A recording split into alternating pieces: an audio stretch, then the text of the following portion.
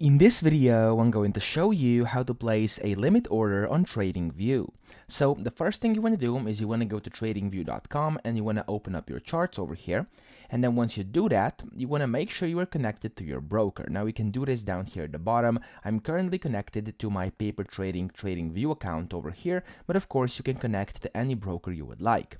After you do this, to actually get to the limit order, what you're going to have to do is you want to click on trade over here. So this trading panel will appear.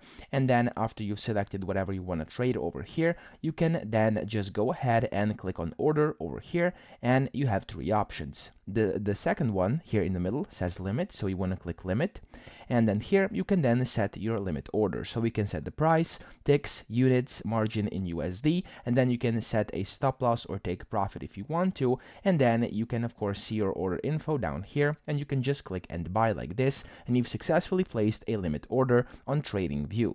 So that's pretty much it. I hope this video helped you out. If it did, please subscribe to the channel and help me out as well.